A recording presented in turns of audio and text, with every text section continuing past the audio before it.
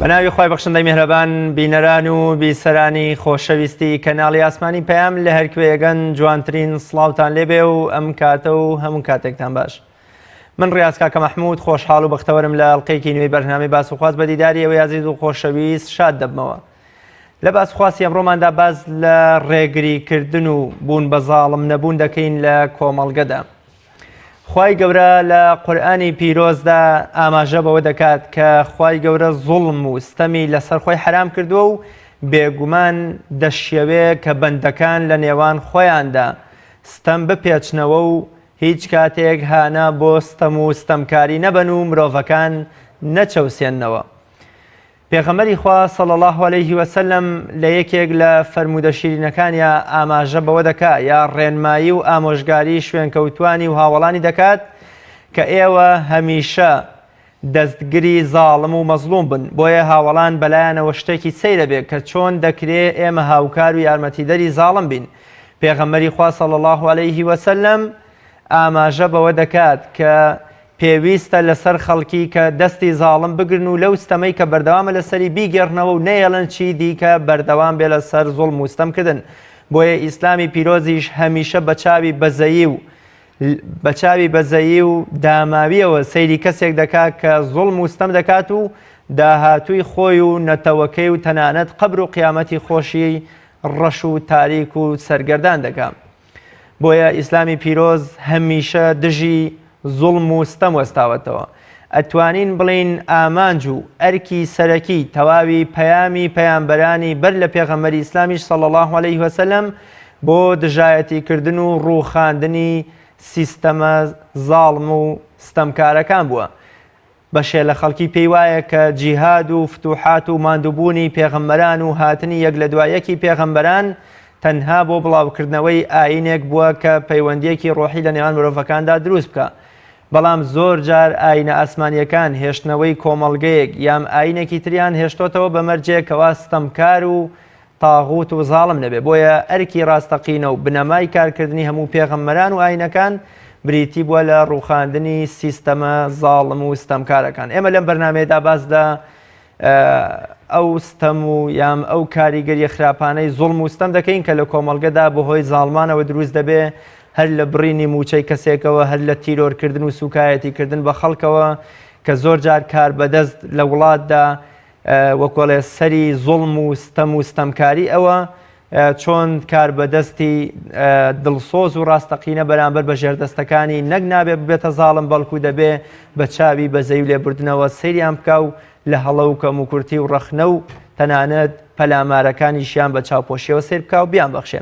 لەگەڵ زۆر بەڕێز مامۆستا نادرکانی کوردەیی زانای ئاینی کە ئەمڕۆ لە ستۆدیۆکانمان لە شاری هەولێر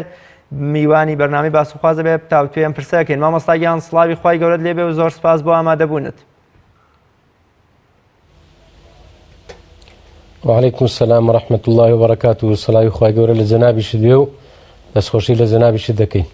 زۆر بەخێر بێ و خوای گەورە پاداشتی بەخێر بداتەوە. مامۆستا گیان سەرتا پێم خۆشە بزانم زوڵم و ستەم چی دەگرێتەوە یان پێناسەتان بۆ زوڵم و ستەم چییە؟ بسم الله الرحمن الرحيم. الحمد لله والصلاة والسلام على رسول الله وعلى آله وصحبه ومن والاه. دیارە زانانی بەڕێزی ئیسلام کە پێناسەی زوڵمیان کردووە دەڵێن وضع الشيء في غير موضعه. زوڵم ستەم بریتە لەوە کە شتێک لە جێگای خۆی نەبێ، یان دانانی شتێک لە غەیری جێگای خۆی، یان دانانی شتێک لە کاتێکدا کە ئەو جێگای ئەو نییە. هەروەکو بە پێچەوانەوە عولەما فەرموویانە پێچەوانەی زوڵم عەدلە، عەدلیش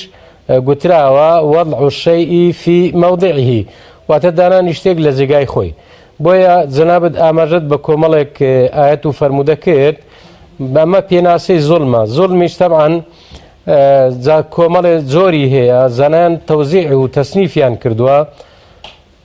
بۆ نمونە دەڵێن ظلم الإنسان لنفسه،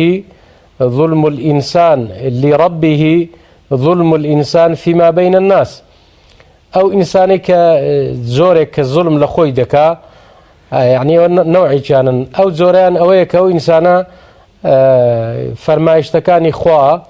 جل جلاله و هەروەها فەرمایشتەکانی پێغەمبەر صلی الله علیه وسلم جێبەجێ نەکا کەسێکی خاوەن باوەڕ و ئیماندار نەبێ ئەوە ستەمی لە خۆی کردووە و لەبەرەوەی لە ڕۆژی قیامەتدا ئەگەر تۆبە نەکا و نەگەڕێتەوە لەسەری ئەشکەنجە و ئازار و عەزاب دەدرێت. هێچکە لەوەیە کە زوڵم طبعاً بەندە ناتوانێت زوڵم لە خوا بکە، بەڵام ئەوەیە کە حەقی خوانەدا مافی خوانەدا ئەوەش زۆرێکە. زۆرێشکیان ئەوەیە کە ئەو ئینسانەکان لە بینی خۆیان ستەم لێک بکەن. ئەبزا هەر کەسێک کە دەسەڵاتی هەوێ بەسەر کەسێککە کە ستەمی لێ بکە مافی بخوا لێی بدا، ئەمەش زۆرێشکەیە. زۆرێشکەشیان ئەوەیە کەوا کەسێک تەوبە نەکا نەگەڕێتەوە لە زوڵم و لە ستەم و لە گوناه، ئەویش هەر ستەمکارە. ومن لم يتب فأولئك هم الظالمون. خوای گەورە دەفەرمێ ئەوەی کە نەشگەڕێتەوە تۆبەش نەکا ئەوەش هەر ستەمکارە. جا بەڕاستی لە ئیسلام هەر بۆ خۆی دینێکە بۆ عەدالەت هاتووە و بۆ ئەوەی هاتووە کەوا مسلمانەکان ئینسانەکان لەسەر زەوی عەدالەت و دادپەروەری لەگەڵ یەکتر بکەن. ئیعدلوا هو ئەقرەب للتەقوا. خوای گەورە دەفەرمێ ئەگەر ئێوە عەدالەت و دادپەروەریتان هەبێ ئەمەش زۆر نزیکترە لە تەقوایان لە خواتان نزیکتر دەکاتەوە. دواوەی ولا يجرمنكم شنآن قوم على ألا تعدلوا اعدلوا هو أقرب للتقوى. خوای گەورە دەفەرمێت دوژمنایەتی ئێوە لەگە کەسانێک باواتان لێ نەکەن کەوا ئێوە عەدالەتتان نەبێ. یعنی ئێمە گە تەماشای ژیاننامە و سیرە جوانەکەی پێغەمبەر بکەین صلی الله علیه وسلم. پێغەمبەر ئێمە لەگەڵ ئینسانەکان لەگەڵ ئاژەڵ لەگە بەستەزمان لەگەڵ حەیوان تکڕەن لەگەڵ باڵندەکانیش زوڵمی نەبووە.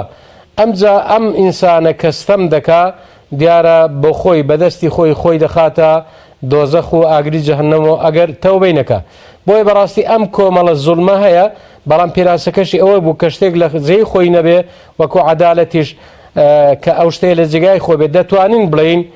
ئەم پەیامی پێغەمبەران عەلەیهیم السەلات وەسەلام هەر بۆ ئەوە هاتووە کەوا خوای گەورە لە قورئانی پیرۆز دەفەرمێ ولقد بعثنا في كل أمة رسولا أن اعبدوا الله واجتنبوا الطاغوت. خوای گەورە دەفەرمێ ئەمە هەموو ئومەتێک پێغەمبەرێکمان بۆ ناردووە، ئەم نێردراوە لەلایەن خواوە کە هاتووە هەدەفی سەرەکی عیبادەت و بەندایەتیکردنە بۆ خوا، دوایی خۆپاراستن لە تاغوت. طبعا تاغوت تعریف و پێناسەی زۆر کراوە، بەڵام زیاتر کە بۆ زوڵم و ستەم و ئەو کەسانەی کە خەڵکی دەچەوسێنەوە، بەڵام گوتراویشە كل ما يعبد من دون الله، هەر کەس هەر شتێک غەیری خوا بپەسرێ ئەوە تاغوتە بپەرسترێ. بۆیە بەڕاستی دەتوانین بڵین ئیسلام، هاتنی ئیسلام، هەدەف لە هاتنی ئیسلام، ئاماز لە هاتنی ئیسلام بەرپاکردنی عەدالەت و دادپەروەری و دادوەری و هەروەها دەفعی ظوڵم و لادانی ظوڵم و ستەم و ڕێگری و گوناه و تاوانەکانە. زۆر باشە. مامۆستایان بە بچینە خزمەتی قورئانی پیرۆز و فەرمودەکانی پێغەمبەری خوا صلی الله علیه وسلم زانین چۆن ئەوان خەڵک هۆشیارەکەنەوە لەوەی کە وەکوڵێت تەرەف و سەنگەری ستەمکاران نەگرن، یام هیچ نەبێ نەکەرەوەی کە چەپڵە بۆ ستەمکار لێ نەدا و دەنگی بۆ نەدا و حیزبەکەی بەرە و سەرکەوتن و بەرە و هەراڵیەتی زیاتر نەبا، چۆن وا لە موسڵمانی ژەکە کە خۆشی وەکو کابرای ستەمکار نەبێتە ستەمکار بەرامبەر بە خاو خێزانی، بەرامبەر بە دراوسەکەی، تەنانەت بەرامبەر بە خودی خۆی.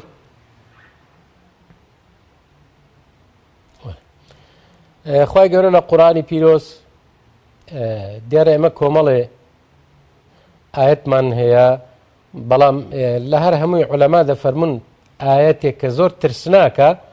بۆ ئەو کەسانەی کە ستەمکارن و بۆ کەسانەی کە ئەعوان و یارمەتی دەر و پشتگیری ئەوان دەکەن. خوای گەورە لە قورئانی پیرۆز دەفەرمێ ولا تركنوا إلى الذين ظلموا فتمسكم النار. خوای گەورە دەفەرمێ ڕوکن. جا لێرەدا ئەگەر هەڵوەستەیەک لەسەر ڕوکن بکەین، زانانی بەڕێزی ئیسلام مفەسرینی قورئان زۆربەیان دەڵێن ڕوکن ئەدنە المەیلە، ئەدنە المەیل، کە خوای گەورە دەفەرمێ ولا تركنوا إلى الذين ظلموا معنى ئەدنە المەیل، نەک بسی کاری بۆ بکەی و جاسوسی بۆ بکەی و خەڵکی بۆ بەگرتن بدەی و خەڵکی پێ تەعزیب بدەی و ماڵی خەڵکی بخۆی و ماڵی خەڵکی غەسب بکەی. دەفەرمێ ڕوکن کە ئەدنە المەیلە، ئەگەر هەتان بوو بۆ لای ستەمکارەکان ئەوە خوای گەورە دەفەرمێ فتەمەسەکم النار. زانانی بەڕێز ئەوانەی ئاگادارن لە لغەی عەرەبی دەڵێت دەفەرمون فێیەکە فێی تەعقیبە. تەعقیب یعنی ئەم شتە دوایی یەکسەر دێ، یعنی ئەگەر ڕوکن و مەیلی ئێوە بوو بۆ لای ستەمکارەکان ئەوە بەڕاستی ئاگر دەتانگرێ. جا هەندێک دەڵێن مەبەست لە ئاگری دنیایان دێرنا مەبەست ئاگری قیامەتیشە، ینی ئەو کەسەی کەوا ستەمکار پشتی ستەمکار دەگرێ لەگەڵی دەڕوا خوای گەورە ئەمە لەگەڵ وی حیسابی دەکا. بە تایبەتی ئەم قسە زۆرمان بۆ باس کراوە کە حەسەنی بەسری ڕەزا و ڕەحمەتی خوای لێبێ پیاوێک خەیاڵتە واتە بەرگ درووە دەچێتە لای دەڵێ ئەی گەورەی مسلمانان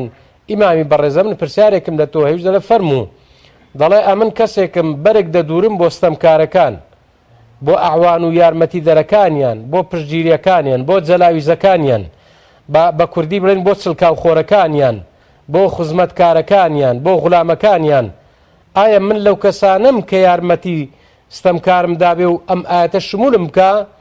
ئەویش لە وڵامدا بە شێوەیەکی زۆر پوخت و کورت و جوان دەفەرمێ نەخێر ئەتۆ بۆ خۆت لە ستەمکارانی ئەنتە منە الظالمین ئەتۆ لەوانی بەڵام ئەو کەسەی دەرزیەکە و خیت و دەزوەکە بۆ تو دێنێ ئەوە یارمەتی داوە ئەوە ئەعوانە ئەوە عەوەنەی ظالمە. ئەمجا بە ئەوەش بزانی زۆر کەس کە بە زوڵمی خۆی کەیف خۆش دەبێ یان مەسەلە بەدەسەڵاتی خۆی خوای گەورە ئاگادارمان دەکاتەوە ولا تحسبن الله غافلا عما يعمل الظالمون إنما يؤخرهم ليوم تشخص فيه الأبصار هەتا ئاخری ئاەتەکە دیارە. خوای گەورە دەفەرمیەوە مەزانن کەوانەی ستەم دەکەن خوا بێ ئاگا بێ لەوان نە بۆ ڕۆژێک خوای گەورە دوای خستون زۆر کەس دەڵێت دوعا دەکەین لە ستەمکار ئەرە بۆ دوعایەکە قوبوڵ نابێ ئەرە بۆ دوعای ئێمە گیرا نابێ. برایانی بەڕێز و خوشکانی بەڕێز ئاگادار دەکەینەوە دوعا خوای گەورە سێشتی بۆ دەکە یان دوعای قوبوڵ دەبێیان بۆی دەکا بە زەخیرە یان ئەو کەسە ناخۆشی لەسەر لادەوە بەڵام ئەم دوعایانە ڕۆژ هەندێکیان کە گیرانە بوون بۆ قیامەتە بەڵام خوای گەورەش سوێندی خواردووە دەفەرمێ وەعیزەتی وەجەلالی سوێن بە عیزەتی خۆم سوێن بە گەورەی خۆم ئەمە بە مەزلوم دەفەرمێ خوای گەورە لەئەنسوڕەنەکە وەلەو بەعدە حین ئەمن ئەتۆ سەر دەخەم با پاشماوە و فترێژ کەش بێ. بەڵام ئەمەی کە جەنابیشت ئیشارەت پێ کرد حەدیثێکی قودسیمان هەیە کە پێغەمبەری خوا صلی الله علیه وسلم دەفەرمێ یا عبادی ئینی حەڕەمت الظلم على نفسي وجعلته بينكم محرما فلا تظالموا أو فلا تظالموا. خوای گەورە دەفەرمێ جەل جەلالو ئەی بەندەکانی من حرامم کردووە لەسەر نفسی خۆم زوڵم إن الله لا يظلم الناس شيئا ولكن الناس أنفسهم يظلمون. خوا حەشە لە مەقامی رب العالمین ستەم لە کەس ناکە لەبەر ئەوەی خوا عادیلە خوا عەدلە بەڵام خەڵکی بە خۆی ستەم لە خۆی دەکا. بۆیە بەڕاستی ئێمە کۆمەڵێ ئاەتی قورئانی پیرۆز کە باسی ستەم دەکا نەهی دەکا مسلمانان و خەڵک و ئینسانەکان قەدەغە دەکا لەوەی کە زاڵم مەبن زوڵم مەکەن پشتیان مەگرن مەبن بەداردەستی ئەو ستەمکارانە لەبەرەوەی ئاگری ئەوان ئێوەش دەگرێتەوە و کۆمەڵێ فەرمایشتی پێغەمبەریشمان هەیە صلى الله عليه وسلم یەک لەوانە إن الله پێغەمبەری خوا دەفەرمێ صلى الله عليه وسلم دەفەرمێ مۆڵەتی زاڵم دەدا يمهل يعني مهلەتی دەدا حتى إذا أخذه حتى دەیگرێ خوا ئیهمال مۆڵەتی دەدا بەڵام ئیهمال ناکە حتى إذا أخذه فإذا أخذه لم يفلتوا حتى دەیگرێ کە گرتی دوای ڕزگار بوونی نییە. وی بەڕاستی الظلم ظلمات يوم القيامة. سێ فەرمودەی پێغەمبەرمان هەیە صلی الله عليه وسلم یەکیان دەفەرمێ إياكم والظلم یەکێکیان دەفەرمێ اتقوا الظلم إياكم والظلم اتقوا الظلم اتقي دعوة المظلوم أو اتقوا دعوة المظلوم. ظلم مەکەن چونکە ظلم ستەم تاریکایە لە ڕۆژی قیامەتدا دەفەرمێن من داوا دەکەم لێوە ستەم مەکەن پێغەمبەری خوا دەفەرمێ صلی الله عليه وسلم لە فەرمودەی کە دەفەرمێ خۆتان بپارێزن لە ظلم لە ستەم لەبەر ئەوەی ئەمە تاریکایی لە ڕۆژی قیامەت و ئەو کەسەش کە مەظلومە ستەمی لێ دەکرێ پێغەمبەری خوا دەفەرمێ صلى الله عليه وسلم فإنه ليس بينه وبين الله حجاب لبيني مظلوم ستەم لێکراو لەگە رب العالمین هیچ پەردەیەک نامێنێ. خوای گەورە دوعای گیرا دەکا دوعایەکان قبول دەبن بەڵام دیارە هەندێک جار کۆمەڵی ئەسبابیش هەیە کە زاڵم و ستەمکارەکان بۆ دوعایەکانی ئێمە قبول نابیان بۆ ناڕوخێن یان بۆ خەڵک بەڕوویاندا ناچێتەوە ئەمەش کۆمەڵی هۆکارەکە ئینشاءالله ئەگەر جەنابەت لەو بارەوە پرسیارت هەبێ ئەویش باز دەکەین. زۆر باشە مامەساگیان ئیبن خەلدون ئەفەرمێ ئەگەر هەر زاڵم و دەسەڵاتدارێک لە دنیادا بەهاتایەتە سەر کورسی دەسەڵات پند و وانەی لە هەڵە و کەم و کورتی و ستەم و خراپیەکانی دەسەڵاتداری بەر لە خۆی وەربگرتایە و کاتە دنیا دەبووە بەهشت و باخچەیەکی ڕازاوە. بۆچی زاڵمان بەردەوام لە شاشەی تیڤیەکانەوە سەیری مەسیر و سەرنجامی زاڵمێکی وڵاتی دراوسەی خۆیەکە یان بۆ منە لە قورآنی پیرۆزدا نمونەی دەیەها سەدەها زاڵم و پیاوی زاڵم و دکتاتۆر باس کراوە بۆ ئێمە و بۆ تەواوی خەڵکی. بۆچی زاڵمان لە زاڵمەکانی دیکە پند و وانە وەرناگرن هەمان هەڵە و کەم و کورتی و خراپە و ستەم و ستەمکاری ئەوانی دیکەی بەر لە خۆیان دووبارە ئەکەنەوە. هەر لە ساڵی 1920 شەو هەتا 2023 هەرچی سەرکردە لە عێراقدا هاتووە هەڵە و خراپە و کەم و کورتی و بێویژدانیەکانی سەرکردەی بەر لە خۆی دووبارە کردوێتەوە و کاری پێکردو. بەڵێ دیارە کۆمەڵێ هۆکار هەیە ئەوانە کە ئیغرا بوون مەغرور بوون زوڵم دەکەن ستەم دەکەن یەک لەوانە ئەو هێزەی کە لە بەردەستیانە ئەو خەدەمە و حەشەمە کە لە بەردەستیانە بەوانە کەیف خۆشنی دووە ماڵیان هەیە سەروەتیان هەیە وا دەزان ئەو ماڵە ئەو سەروەتە ئەو سامانە ئەوان ڕزگار دەکات بۆیە پیاوە چاکەکانیش خۆ زۆر لەو ئەنجامە ترساون. خوای گەورە فەرمووی جەلە جەلالوهو ئەوانەی کە زوڵم دەکەن کاتێک کە مردنیان دێتە سەرێ دەڵێن ربنا أخرنا إلى أجل قريب نجيب دعوتك ونتبع الرسل أولم تكونوا أقسمتم من قبل ما لكم من زوال. دەڵێن ئەی خوایە کاتێک کە ئەزەلیان دێ تاوان ئەزەلیش غەیبە ئەوان ئاگادار نین دەڵێن خوایە ماوەیەکی کەم مۆڵەتمان بدە ماوەیەکی نزیک ئێمە تۆبە دەکەین شوێنکەوتەی پێغەمبەران دەبین. خوای گەورە دەفەرمێ ئەی ئێوە نەبوون سوێنتان دەخوارد دەتانگوت مالەکم من زەوال ئێمە ڕۆیشتنمان نییە وسكنتم في مساكن الذين ظلموا أنفسهم وتبين لكم كيف فعلنا بهم وضربنا لكم الأمثال. خوای گەورە دەفەرمێ ئێوە هەر لە شوێنی ئەوانن کە پێش ئێوە ستەمیان کردووە و دەشزانن چمان بەوان کرد. خوای گەورە دەفەرمێ وێنەتان بۆ دێنینەوە. خوای گەورە باسی ستەمکاران دەکا باسی فێرعەون دەکا دەفەرمێ سەلەفەن ومەثەلەن للآخەرین. سەلەف معناسی معنە ئەو پێش بووە دواویش کەسانێک دین ئاخەرین یعنی کەسانێک دێن کە وەگوی دەبن. بەڵام دیارە ئەمە کۆمەڵی ئەسباب و هۆکار هەیە کە ماڵی دنیا و سەروەت و سامان و ئەمجا دوا ئەوە لەبەر کەسانێک کە توغیانیان کردووە فی طغیانهم یعمهون إن الله لا يهدي القوم الظالمين لا يهدي القوم الظالمين إن الله لا يصلح عمل المفسدين. ئەوانە لەبەرەوەی فەسادی و گەندەڵی و تاوان لەسەر ئەرزی بەڵاو دەکەنەوە خوا عملەکانیان چاک ناکە. بۆیە بەڕاستی هەر لەم وەکو جەنابەت ئیشارەت پێکرد ئەگەر بۆ زۆر دوور نەڕۆین ینی نەچینە خزمەت قورئانیش نەخوێنینەوە یان حەدیث و فەرمایشتەکانی پێغەمبەر نەخوێنەوە نەچینە تاریخێکی زۆر دووریش هەر ئەوەی چەند ساڵی لە پێشچاوی ئێمەیە منچی لە تەمەنی ئێمەدا و هەندێک لەوانەی کە لە ئێمە گەورەترن زۆرتریان دیوە ئەمە لە دەوروبەرمان فلان کوژران ئەوانەی کەوا بەڕاستی ماڵ و مڵک و سامانی خەڵکیان بە ملیارات خەزن کردبوو بەڵام دوایی هیچ سوودی بۆیان نەبوو. بۆی بەڕاستی دەبێ ئێمە بزانین ئەوانە کۆمەڵێ ئەو هۆکارانە هەن بەڵام دڵڕەقی ئەوان و هەروەها ئەوەندەیان زوڵم کردووە دیارە خوای گەورەش جەلە جەلالوهو خۆ ئەگەر ئەوان تۆبە بکەن و بگەڕێنەوە خوای یارمەتیان دەدا. بەڵام یەکێک لە مەرجەکانی تەبعاً تۆبە سێ مەرجی هەیە یەکێک لەوانە ئەگە حەق الناس و مافی خەڵکی بێ رد المظالم علەما دەفەرمون. رد المظالم ئەوەیە کە پێغەمبەری خوا صلی الله علیه وسلم دیاری کردووە کەسێک کە ستەم دەکات دەبێ ئەو مافەی خەڵکی کە خواردوێتی کە تۆبەش دەکات بۆیان بژێڕێتەوە. زۆر کەس دەبینین لە کاتی سەرمەرگدا دەڵێ شادە دێنێ تۆبەی کردووە و ئەها بەڵام خۆ مەرجەکەی تۆبەی چۆن بە ئیعلان بە ئاشکرا گوناهی کردووە زوڵمی کردووە دەبێ ئەوها بە ئیعلانیش تۆبە بکە ئەوها بە ڕاگەیانەکان و لە پێش ساوی خەڵکیش بگەڕێتەوە. بۆیە ئەو سەبەبی هەرێ سەرەکی هۆکاری سەرەکی ئەوەیە کە ئەوانە بەڕاستی دڵیان ڕق بووە ئەوەندەیان زوڵم کردووە و دوعای خەڵکیشیان لێ گیرا بووە عاجیلەن ئەم ئاجیلە ئێستا بێ و دوا هاتوو بێ و چەند ڕۆژێککە و چەند ساڵێککە بێ خدای رب العالمین ئینتیقام و تۆڕیان لێوەردەگرێتەوە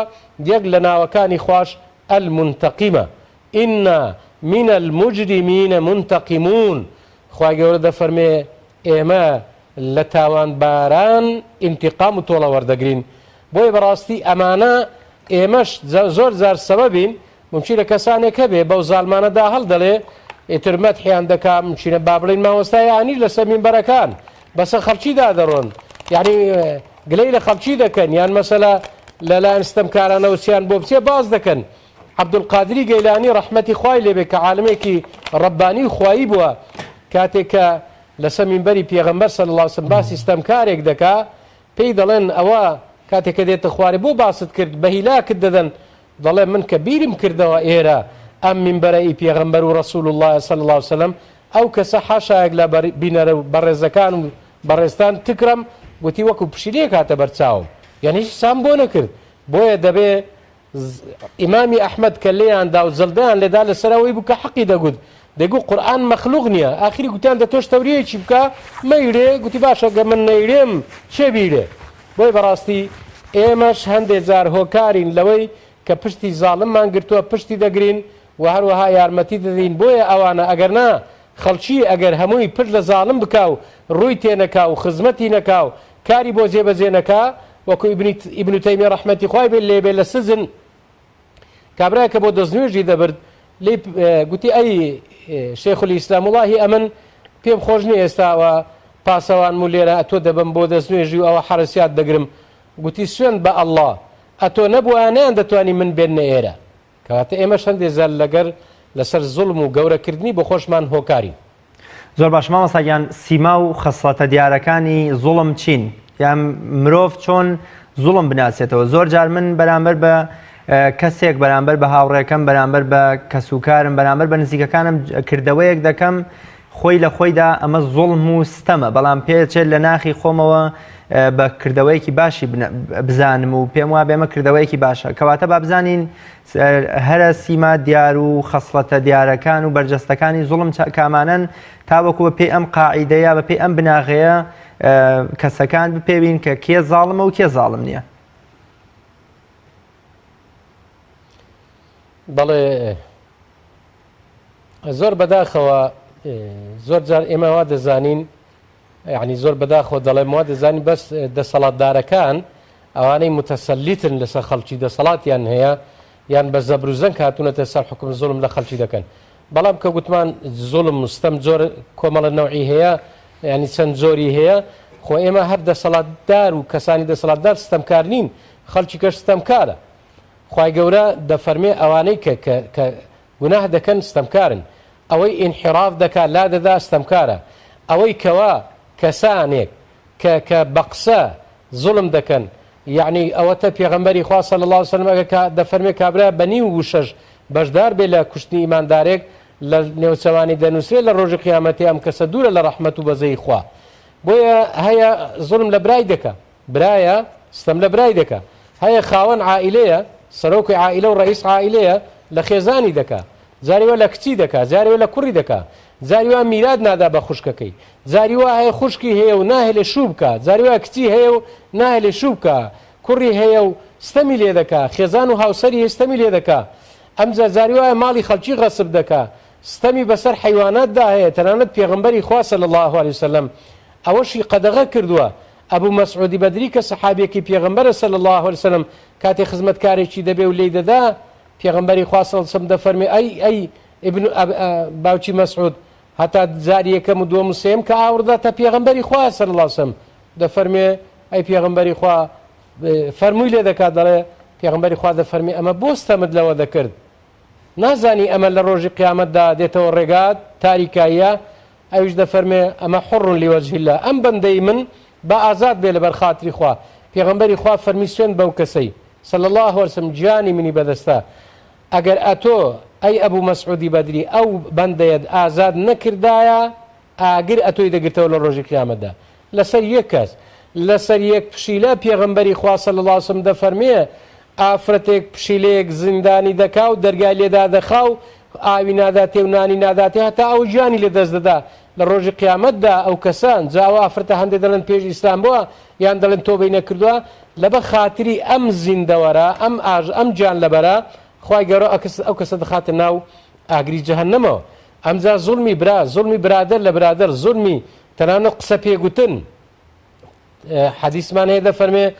سەب المسلمی کە قەتلی، زنێودان بە مسلمان وەکو کوشتنێتی، سیباب المسلمی فسوق وقتاله كفر، کەسێک کە زنێو بە مسلمان دەدا ئەمە دەرچوونە شەڕ لەگەڵکردنی بەڕاستی پێی لە ئیسلام دەردەچێ. بۆی بەڕاستی ئێمە زوڵمەکان زۆرن. یعنی بەداخەوە مامۆستای بەڕێزمان دەتوانین ئێمە بڵین ئێستا حەشایەک لە حازر و لە بینەدە بەڕێزەکان لە زۆربەی وڵاتانی عالم ئێستا لە زۆربەی لە هەندێکیان مافی ئینسان هەیە، بەڵام لە زۆربەی قانونی غابە. قانونی غابە تەوان ئەوەیە دەڵێ ئەکول القەوی و ئەضعیفە، بەهێز بێهێزی دەخوا. ئێستا وای لێ هاتووە، یعنی دەڵێن وەختی خۆی کە ئەنجا ئایا ئەفسانەیەوەیان ئەوە ڕووی داوە مەلای مەشهور دوو گای هەبووە، تکڕەمێکیان چۆ ناو دەغڵ و دان و قەرسیلی کەسێک ئەیشیان لە ماڵی بۆ چوە لەوەی لە ماڵی داوە، گوتیان بۆ لەوەی دەدەی؟ وتی بەخوا ئێوە نازانن ئەمەیان بەر بێ لەوی تر خراپتر دەکات. خۆ زۆر کەس لە ئێمە کاتێکەوە مەسەلە دەڵێت دەنگم پێ بدەن یان ئەمن سەر بخەن وعد و وعود بە خەڵکی دەدا و ئەها ئەو هاتان بۆ دەکەم و هاتان بۆ دەکەم و دوایش هیچ. بۆی بەڕاستی ئەمە زوڵمەکان هەندە نەوعی هەیە، هەندە زۆری هەیە. تەنانەت ئینسانێک ئەگەر ڕووی خۆش نەبێت لەگە مسلمانێک، ڕووی مسلمانێک بشتێنێ بیترسێنێ، لەیسە منا من ڕەویع مسلیمە، پێغەمبەری خوا دەفەرمێ سەڵ الله ئەو کەسە لە ئێمە نییە کەوا کەسێک مسلمانێک دەترسێنێ، مسلمانێک دەترسێنێ حتا وەلەو کانە مازیحەن، یعنی ئەگەر بەگەمەی بێ بەگاڵتەشی بێ ئەو مسلمانە دەترسێنێ. بۆیە بەڕاستی دەبێ هەمومان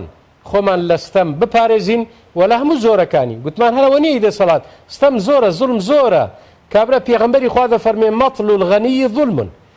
کابرا قەرزێک وەردەگرێ لە کەسێک کاتی ئەوەی هاتۆ کە بیداتەوە نایداتەوە هەرشێتی، پێغەمبەری خوا دەفەرمێ ئەوەش زوڵمە، ئەوەش ستەمە. قەرزارە قەرزەکەی هەیە، مادە و پارەکەی هەیە بیداتەوە، کاتی خۆشی هاتووە نایداتەوە، ئەوەش زوڵمە. ئەمجا بەڕاستی ئەمە ئەم هەموو نەوعە زوڵمە هەیە، ئەم هەموو زۆرە ستەمە هەیە. ماڵ خواردنی خەڵکی زوڵمە، ستەمە. غەسبکردن ستەمە، زوڵم لێکردنی ستەمە. کەسێک لە ژێر خۆی، کەسێک لە ژێر دەسەڵاتی ئەوە ڕاعی و ڕعیە. ئەنی پێغەمبەری خوا صلی الله علیه وسلم کۆمەڵێ فەرمودەی ترسێنەری هەیە. پێغەمبەری خوا دەفەرمێ اللهم، ئەمە دوعای پێغەمبەرە صلی الله علیه وسلم، من ولي من أمر أمتي شيئا فشق عليهم فاشقق عليه. أي خواهي پروردگار، دعای پیغمبر قبوله صلی الله علیه وسلم. أي خدای من، أي پروردگاری من، هر کسی کاروبار و دەسەڵاتێکی بدرێتە دەست لە ئەمر و کاروباری ئومەتی من لەگەڵیان تون بێ، خوا تون بە لەگەڵی. و هەروەها ومن ولي من أمر أمتي شيئا فرفق بهم فارفق به. بەڵام کەسێک لە ئومەتی من کاروباری بەدەستە ئەوە دەفەرمێ لەگەڵیان نەرمە، خوایە نەرم بە لەگەڵی. یەک فەرمودەی پێغەمبەر کە زۆر ترسێنەرە زیاتر بۆ دەسەڵاتدارانە، من أتاه الله الرعية وهو غاش لرعيته إلا حرم الله عليه الجنة. پێغەمبەری خوا دەفەرمێ هەر کەسێ کاروباری مسلمانان کەوێتە دەستی، خیانەتیان لێ بکە، ماڵیان بخوا، هاوەکو ئێستا موچەیان ببڕێ، ئەمجا بکەوێتە گیانیان لێیان بدا، زیندانیان بکە، ئەو ڕۆژەی کە دەمرێ ئەوە خوای گەورە بەهەشت لەسەر ئەو کەسە حرام دەکات. إلا حرم الله عليه الجنة. ئەمە هەمووی وعیدە، هەمووی تەهدید و ترساندنە. دەبێ بەڕاستی هەموو لایەکمان بۆ خۆمان دابچینەوە لەبەر ئەوەی کە زۆر بەمان ستەم دەکەین لەگەڵ ئەوانەی کە لە ژێر دەسەڵاتی خۆمان. زۆر باش مامۆستاگیان، هۆکارەکانی دروستبوونی زوڵم و ستەم چین؟ مرۆڤێکمان هەیە وەکو فەرمودەی پێغەمبەری خوا صلی الله علیه وسلم کە هەموو مرۆڤێ لەسەر فیترەت و لەدایکبوونێکی پاک لەدایک دەبێت، بەڵام ئەو هۆکارانە چین کە پاشتر ئەم مرۆڤە پاکە لە مرۆڤێکی پاک و بەری و فیترەت پاکەوە دەکەنە یەکێک لە گەورەترین ستەمکار و تاغوتەکانی سەردەم کە ئێمە بەردەوام ئەیان بینین. پێم خۆشە باز لە هۆکارەکانی دروستبوونی ستەم و ستەمکاریمان بۆ بکەین. بەڵێ بەخۆی دیارە یەکێک لە هۆکارەکان بێدەنجی خەڵکیە یان دواکەوتنی کوێرانەی خەڵکیە بۆ ئەو ستەمکارانە. بەڵێ دوا ئەوە ئەگەر بێت و ئێستا ئەمانە ئێستا با بۆ نمونە بێنینەوە دەسەڵاتیانەیە ئەوانەی ئێستا کە دەسەڵاتدارن ئەگەر خەڵکی پشتگیریان نەکە ئەگەر خەڵکی یعنی شوێنکەوتەی ئەوان نەبێ ئەوان ناتوان هۆکارێکی سەرەکی ئەوەیە کە ئەوانە خەڵکێک دوایان دەکەوێت ئەمجا ئەو خەڵکەش هەیە بۆ تەماحە هەیە بۆ شوهرەتە هەیە بۆ دنیاە هەخۆ سەحابەی پێغەمبەر صلی الله علیه وسلم کە زۆر پاک بوون خوای گەورە فەرمێتی منکم من یورید الدنیا ئەمجا دوای ئەو کەسە بەخۆی یان تەبعی وایە حەزی لە زوڵمە طبعا ئینسان خلق هلوعا إذا مسه الشر إذا مسه الخير منوعا وإذا مسه الشر جزوعا إنسان تبعي وايا كاتي خير دستي دقري نايكا كاتي كشر توشي دبي يعني نار حد دبي إزعاز دبي خوي زور كمو ببسوك سير دكا بويا براستي سبب قوية بيدنجي خلشي أما هو كارا بويا شكل لا سياسي كان قصيك هي دلي باسی قاعدەیەکی دەکا کەستەمی کردووە هەر لەم سەردەمانی خۆمان بووە باسی بڵین قاعدەی عراق سەدام حوسێن دەکات دەڵێ کە لەگەڵەوەی بەراوردی بکە ئێستا مچینە لە زۆر بەیان باشتر بوو بێ بەڵام مچینە هەندێک شتیشی هەر لە بیرمان سوو بێ پێی دەڵێ ئەو بێدەنجی دروست نەکرد بێدەنجی ئەوی دروست کرد ئیمامی ئەبوو بەکر خوای گەورە لێ ڕازی بێ کاتێک یەکەم جێنشینی پێغەمبەر صلی الله علیه وسلم دەوێ بە خەلیفە خەڵکەکەی خڕ دەکاتەوە وتاریان بۆ دەدا دەفەرمێ ئەگەر ئەمن لە لای ئێوە قەویەکان ئەوانەی بەهێزن لە لای من زەعیفە حتا حەقی لێ وەردەگرم القەوی يعني ئەو کەسەی بەهێزە عندي ضعيف حتى آخذ منه الحق ئەوەی کە بەهێزە لە لای من زەعیفە تا حەقەکەی لێ وەردەگرم ضعیفیش لە لای من قەویە حتى آخذ له الحق هەتا حەقەکەی بۆ وەردەگرم کەواتە ئەمە هۆکارێک ئەوەیە ئەجا هۆکارێک کە مچینە جەو بێ یان مەسەلە شوێنکەوتەی ئەوانی تر بێ مەسەلە ئێستا لە ناو زۆربەی وڵاتانی ئێمە دەبینین لە شەرقی ئەوسەد ڕۆژهەڵاتی ناوەڕاست زۆربەی ئەم دەسەڵاتە بۆتە بەرەبابی بۆتە پاشایەتی بۆتە عائیلەی و بنەماڵەیی یعنی یەک دەڕوا هیچکە لە زیدا دەمرێ خۆ ئینسان چۆن بێ تەبیعەتی دیارە کە سوکاری شاروا دەبێ هێشکە ئەوەی کە خەڵک بە قەزیەی هەڵبژاردن و ئەوە نییە ئەهلی شوڕا و ئەهلی حەل و عەقد هەڵی بژێرێ کەسانێکن مەسەلە لە لای ئێمە زۆری نەدەیخواتر زۆری ئەگەر ناحەقیش بوو تەواوی ترەوە دەیخوا سەبەب و هۆکاری خەڵکەکەیە میلەتە سەبەب و هۆکاری دووەم ئەو قیادانەیە سەبەب و هۆکاری دووەم خاریجە دەرەوەیە زاری وایە دەبینین ئەو کەسانەی کە تەحەکوم لەسەر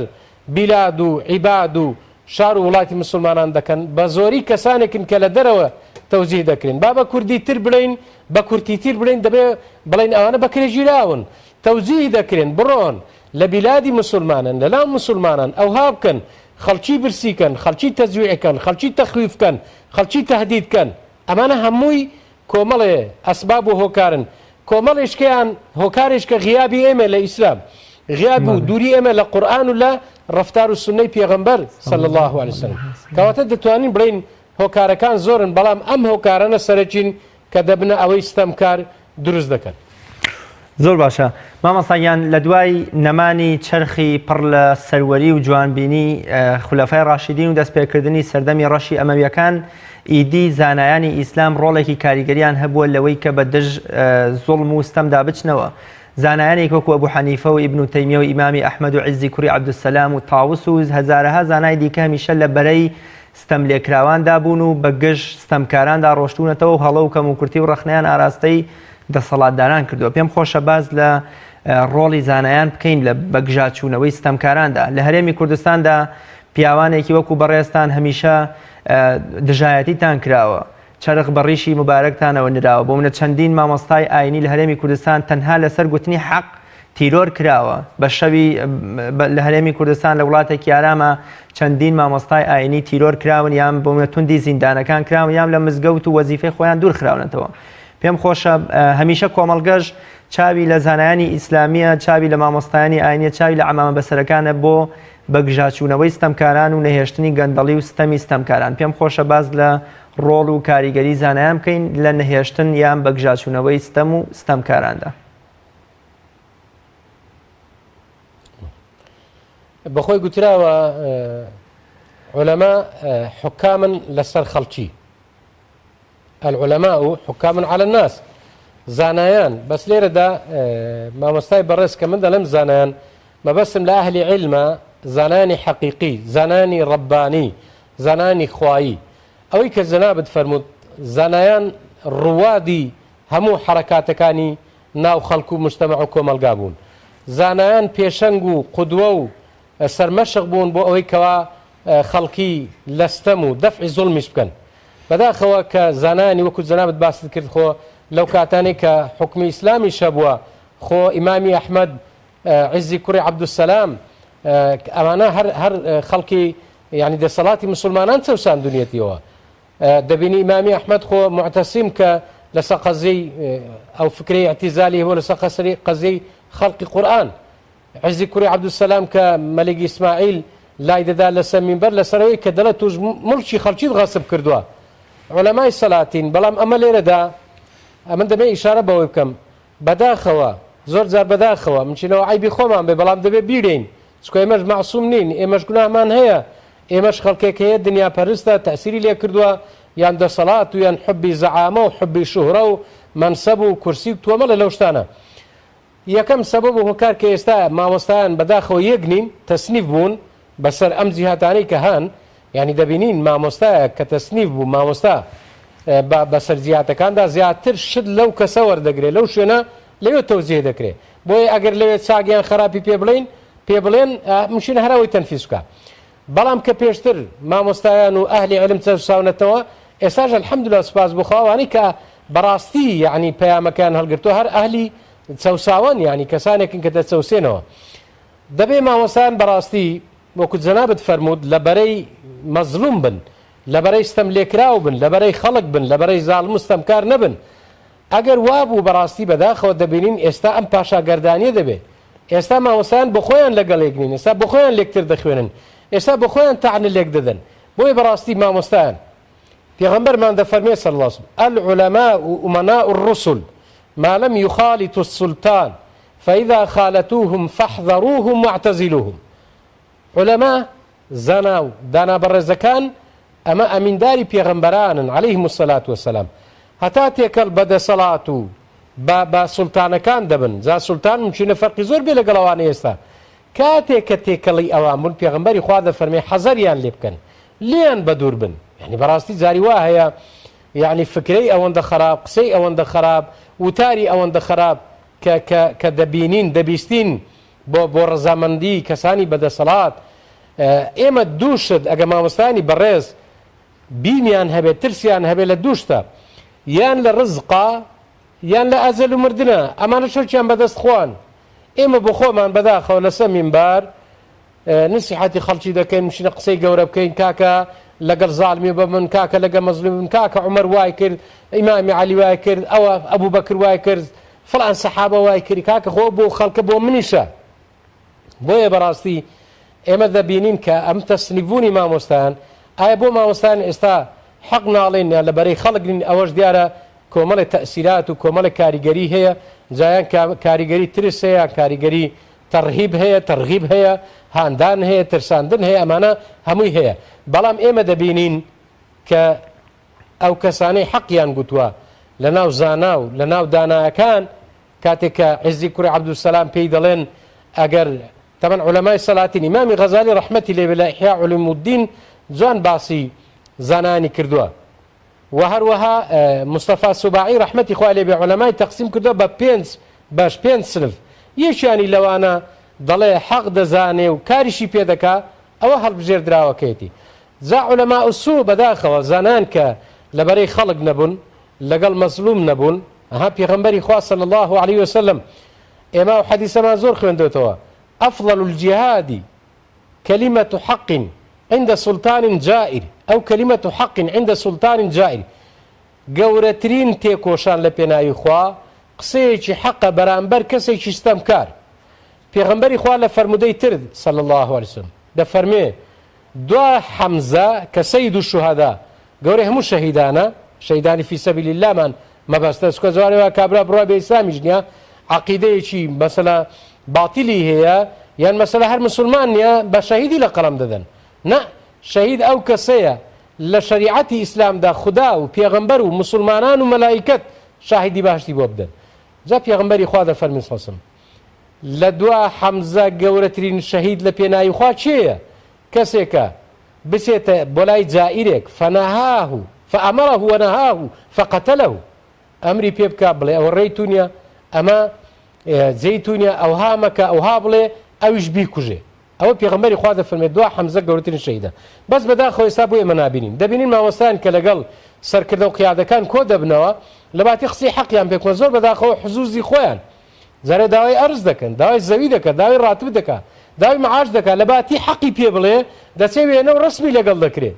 نە فەخریشی پێوە دەکات شانازیشی پێوە دەکات. بۆی بەڕاستی ئەمە عولەمای سەلەف چیان کردووە ڕەحمەتی خوان لەبێ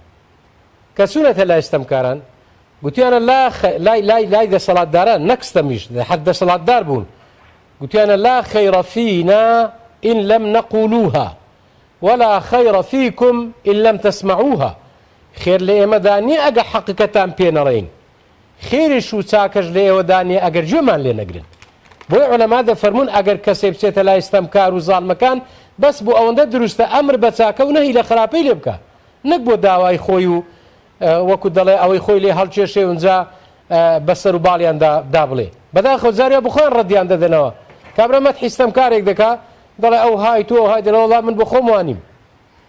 زۆر باشە حەیفە کە مامۆستای ئاینی بەڵێ مامۆستایان لەبەرەوەی کە کاتی بەرنامەکەم زۆر کەمی ماوە کۆتا پرسیارم ئەوە دەبێت کە کاریگەری و ئاسەوار و مەترسیەکانی زوڵم لەسەر تاک و خێزان و کۆمەڵگە چی دەبێت؟ زوڵم چ مەترسی و کاریگەریەک لەسەر کۆمەڵگە و تاک و خێزان بەجێ دەهێڵێ و وەکۆڵێ کۆمەڵگە بەرەو هەڵوەشاندنەوە و داڕوخان و تیاچوون دەبات.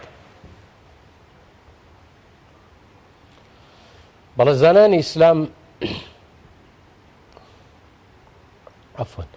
زانانی ئیسلام فەرموویانە ئەم ئەرزە ئەم زەوی خوایە دەمێنێتەوە لەگەڵ کوفر بەس لەگەستەم نامێنێتەوە. دەفەرمون ئەگەر هات و دەوڵەتێکە بوو ئەو دەوڵەتە ناوی لە خۆی نابوو ئیسلام من دەگو دەوڵەتێکی ئیسلامیم بەڵام زوڵمی دەکرد دەوڵەتێکیشمان هەبوو دەگو من کافرم یعنی دەوڵەتێکی کوفر بوو بەس عەدالەتی هەبوو ئەم دەوڵەتە بەناو ئیسلام و مسلمانە ستەمی دەکرد ئەم دەوڵەتە کافر و بەناو کافرەش و عەدالەت و دادپەروەری هەبوو عولەما دەفەرمون ئەمەی کە ستەمکارەکەیە نامێنێتەوە بەڵام ئەوی کە کوفرەکەی دەمێنێتەوە. يعني الأرض يبقى مع الكفر ولا يدوم مع الظلم ئەم زەویە هەروە بووە تەماشا دەکەی کابرا لە ئەوروپایە دەبینی مەسەلا لە دۆلی ئەسکەندنافیە بە زۆری مەسەلە دەوڵەتێکی وەک سوید بە نمونە بێنینەوە کە مافی ئینسان هەیە بەڕاستی لەوێ کابرا ڕئیسی وزەرایە یان سەرۆکی حکوومەتە سەرۆکی وەزیرانە سبەینان وەکو من و وەکو تۆ وەکو هاوڵاتێک دەچێ بە پاسکلێکی و سەمون دەکرە و نان دەکرە و ئیشی سبێنانی خۆی جێبەجێ دەکات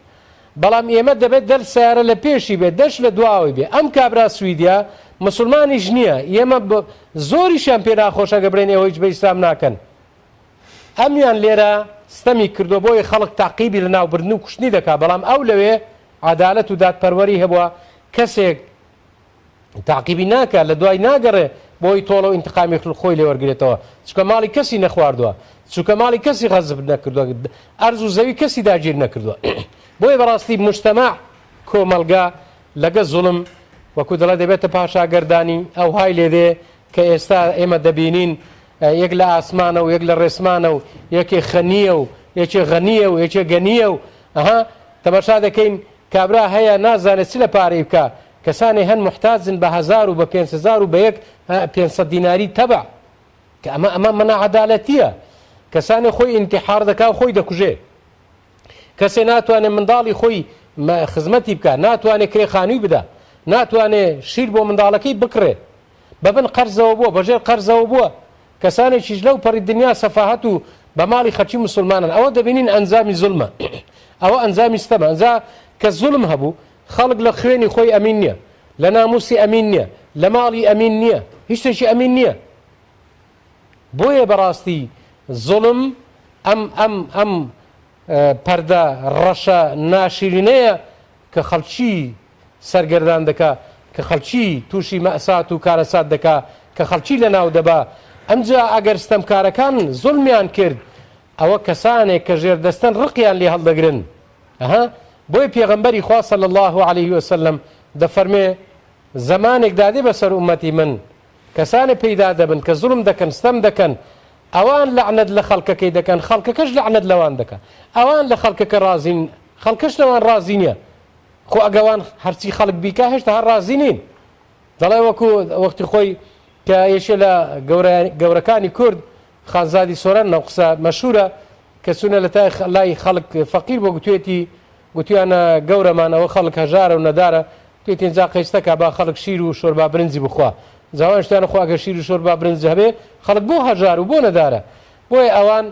نە لەگە فەقیر دادەنیشن نە لەگە هەژار هەڵدەستن و دادەنیشن فەقیر ناناسن ممکنە بیشی ناسن بەڵام ئەو تەما حەوای لێ کردوون بۆیە ئەگەر زوڵم بوو ئەم پەردە ڕەشە بەسەر کۆمەلگا و بەسەر ڕۆژ و پێغەمبەری خوا دەفەرمێ سەڵسەم کەسی چاک